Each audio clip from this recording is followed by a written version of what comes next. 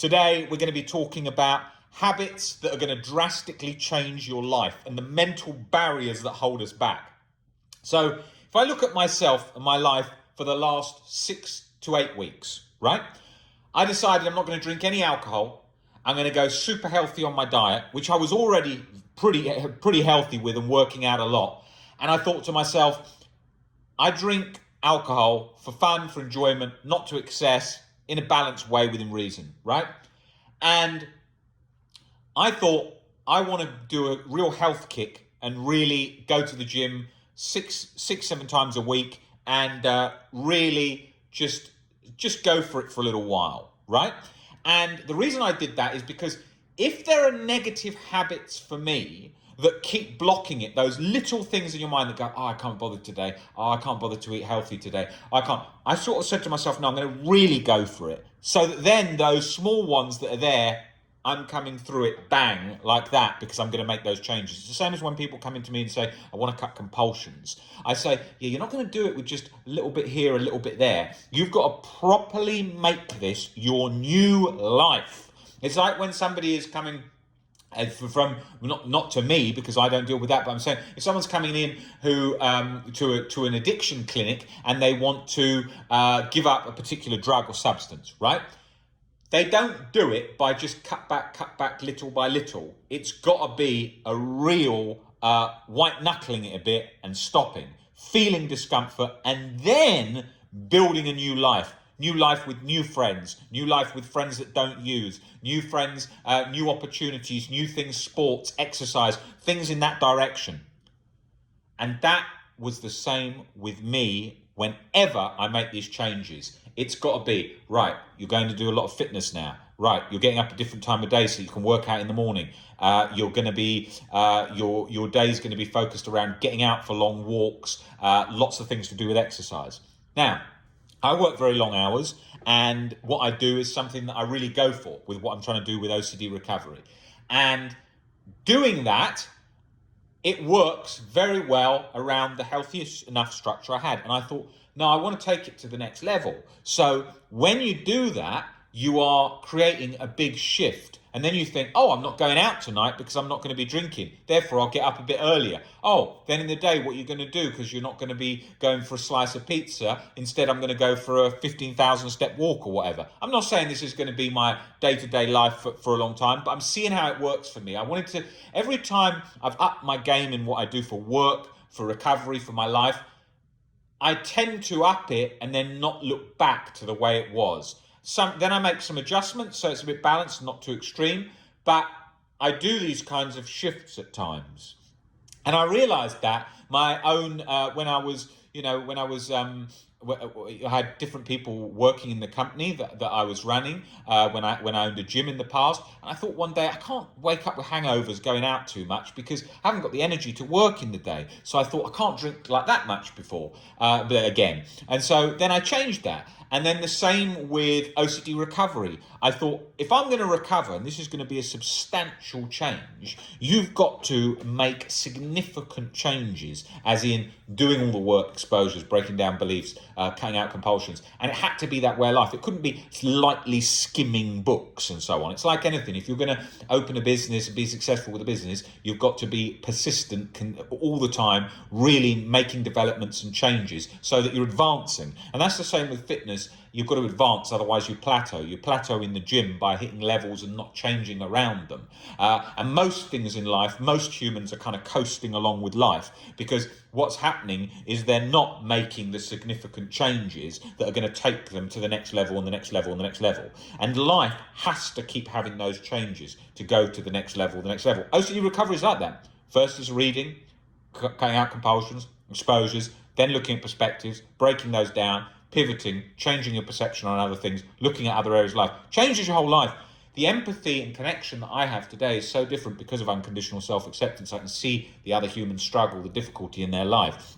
And that's the same with when I'm looking at my own life and these changes that I can make. I can make them very quickly because I've got a good eye for where they're going wrong and I can spot those. But you have to break them down, because if you don't get into them and make those changes, they quickly take over. Habits build very quick. When you're depressed or anxious, you just go, I'm not going to brush my teeth once a day. Oh, I'm going to brush my teeth once every 2 days. It becomes a disaster. People come into me that are not brushing teeth at all because of how quickly all those habits of mass strength. So that's why I was just looking at a campaign that they were doing for cancer research yesterday.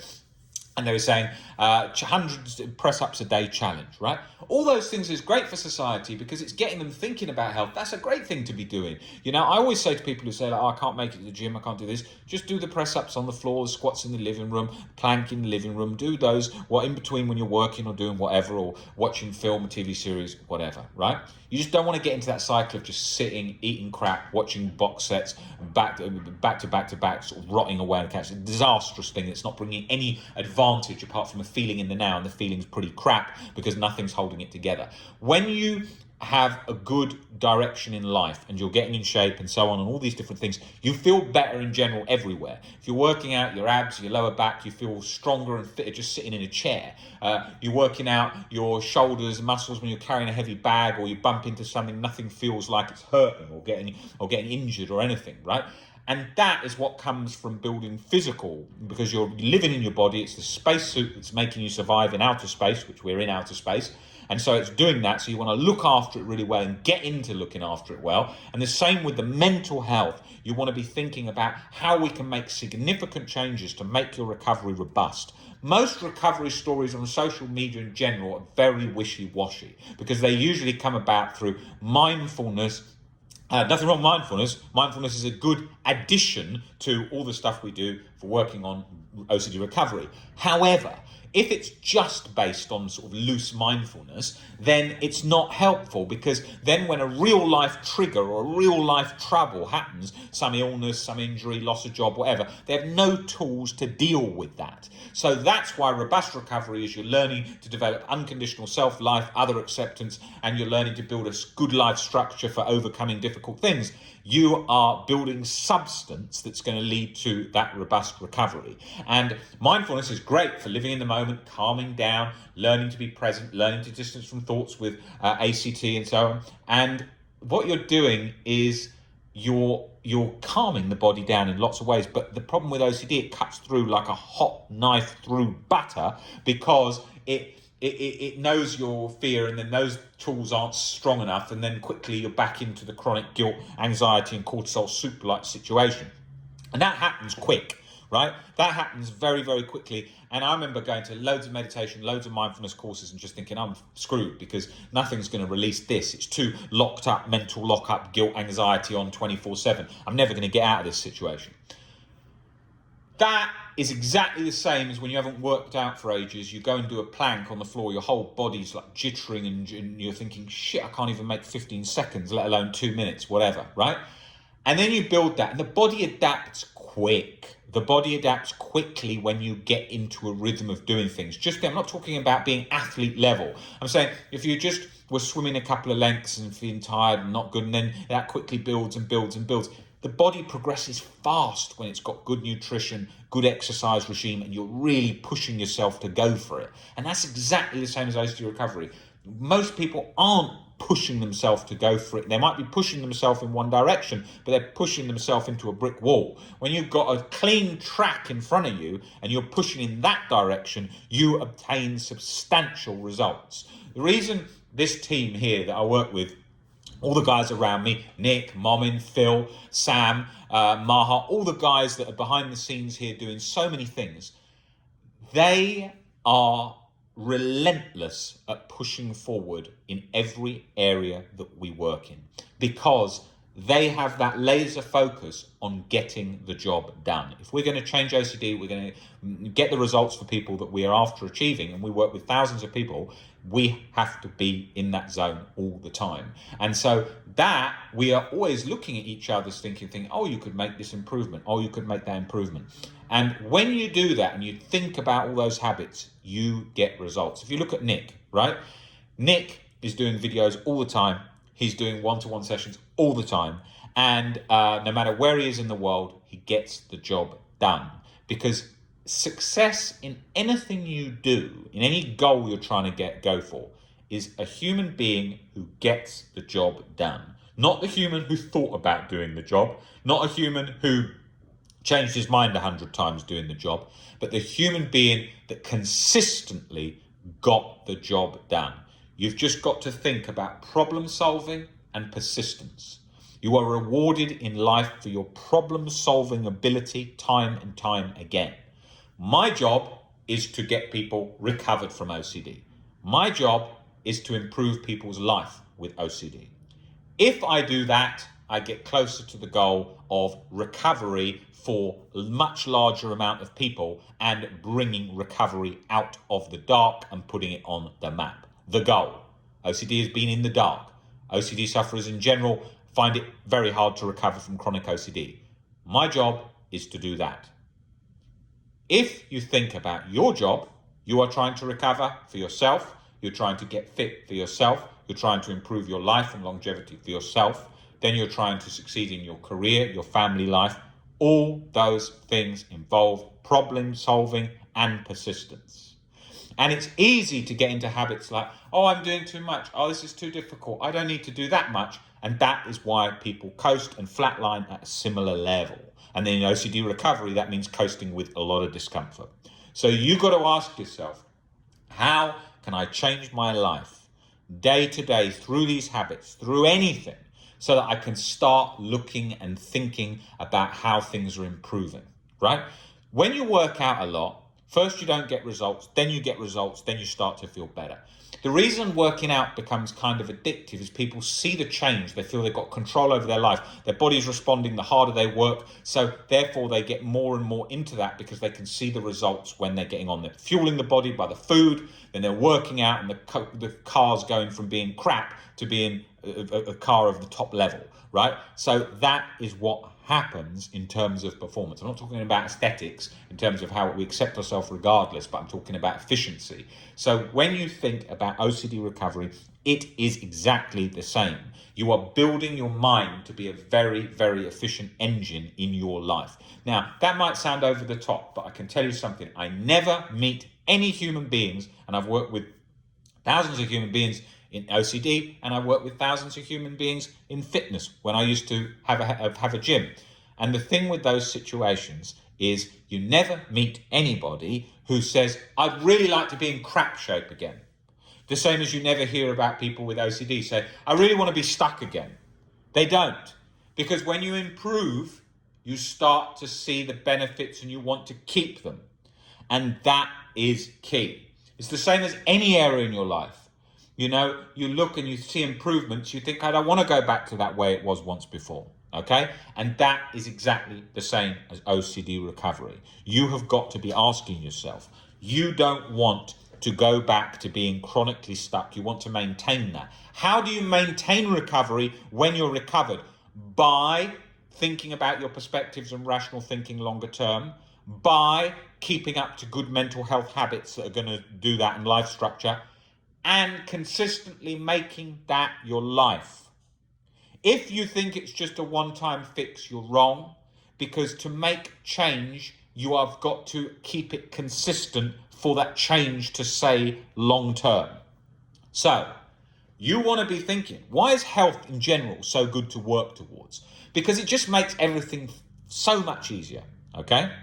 It makes everything so much easier. And the reason being is, think about it, right? You go to the hospital, you're having a problem with your heart, but you're also really overweight, you're smoking, and you've not been moving around. That ain't helping your chances in that situation. Now, you're really fit, everything else is in your favor. That really helps things. So, we want to really go towards getting all the cylinders firing in every way we can to help. If you're staying in bed all day, you're not working out, you're eating crap, you're not giving the brain much of a chance to improve and feel better. You do all the other things, you're giving yourself a great chance. So, we have to think about all the things we can do to improve that. Walking in the day, when you're just going about your life more, is a great way to start getting exercise in. You know how many times I've had injuries and then I've told myself, oh, I can't work out now? So many.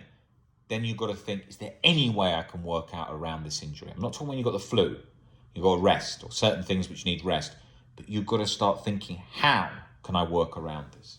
And this is the same as recovery. Oh my God, if I didn't have that thought, if I didn't have that one thought, then I would be fine. No, you wouldn't.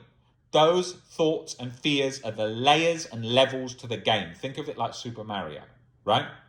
To get through that game, you are going to have to go through all levels. You can't choose them.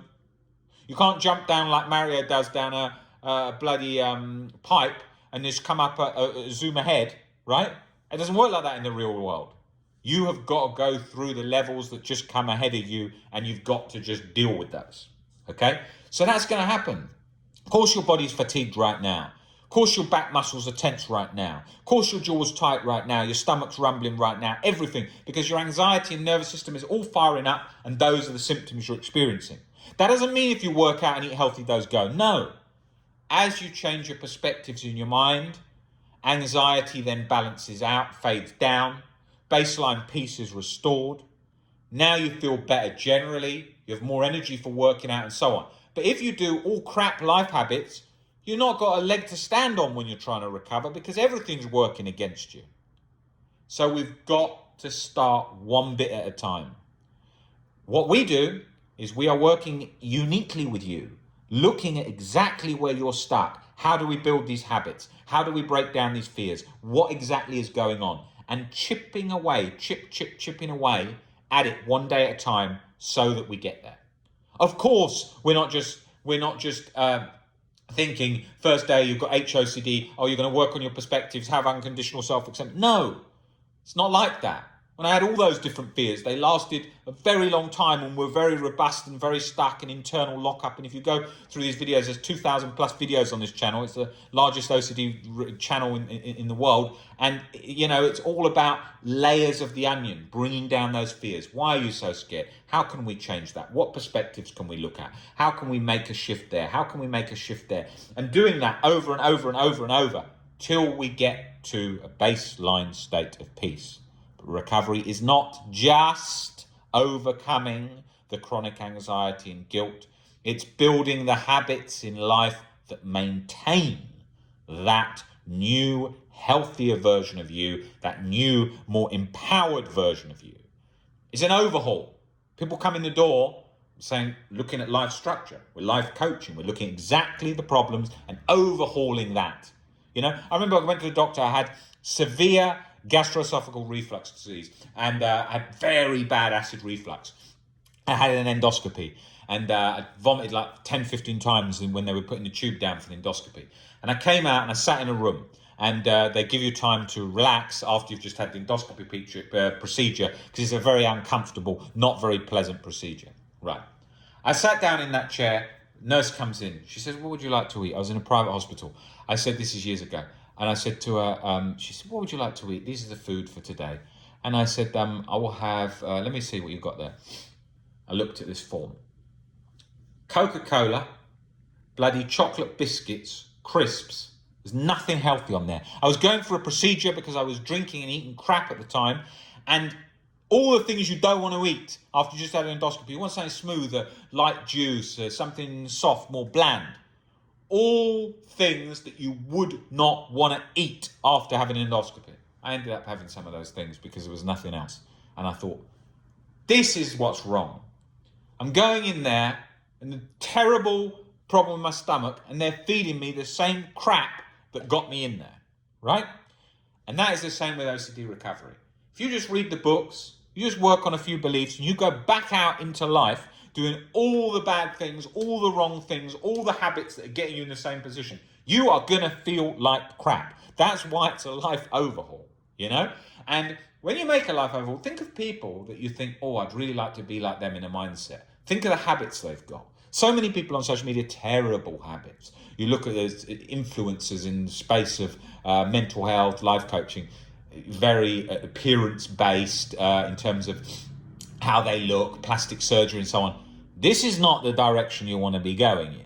You want to be going in treating your body well, feeling healthy in your body, accepting your body is not always going to be how you want it, accepting that you're not always going to be in the shape you want, and not being fixated on, I need to impress this person, like that person, wear these type of clothes. Wear what you like and you enjoy, and don't put all your focus on your appearance. Why do I work out? I work out for health benefits. Does it, when you work out and your body starts to feel better and you look better in the mirror from how you've been working out, you think, I can see results. That's good and that has its benefits. But your main benefit is for the mind and for the body of how you feel. When I work out, I'm thinking this is great for my mind. This is going to make me feel better in terms of my day. Not because I have chronic guilt and anxiety, but because I want to have my mood additionally lifted so I feel alive. And that's what you get from working out. I'm asking myself about everything I'm doing within reason. How alive is this making me feel? Is this making me feel better? I go swimming. Is it going to make me feel better? Yes. I'm not doing this everything in a compulsive way.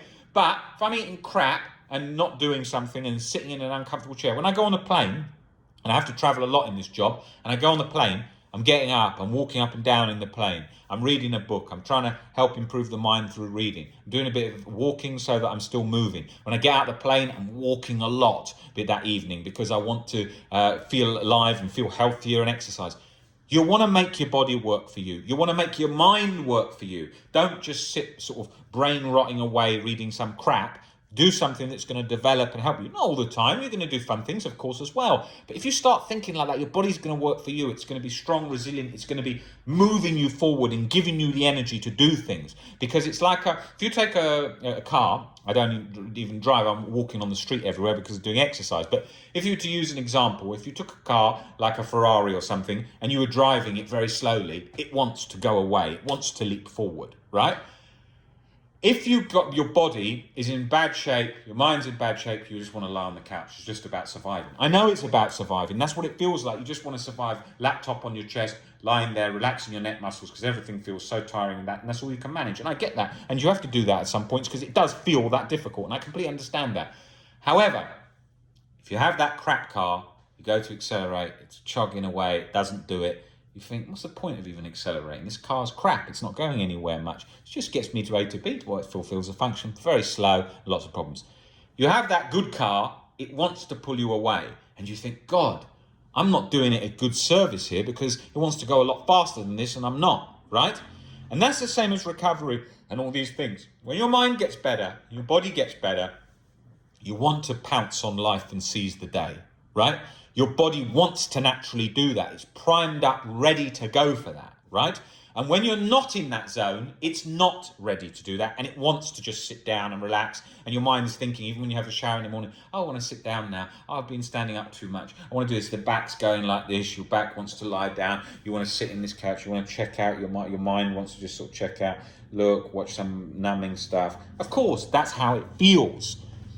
You do all those other things, the mind, the body, it wants to seize life. And that becomes how you approach things, and that's how you get things done, and that's how you start to go about your life in general. Think about this. This will take your life to the next level. It's not some motivational speech that's all hype and positive thinking. It's about complete substance. Forget positive. It's about do this, do this, do this, and then achieve a result. And that will make you feel better. You make yourself feel better more. You put into the body more. And then you get out from the body. And then the more that goes in, the body wants to go out and do things even when you haven't even done them. So that is the direction to go in. I hope that has lifted you up in terms of some motivation and going for it today. Let's really think about those steps and put them into action.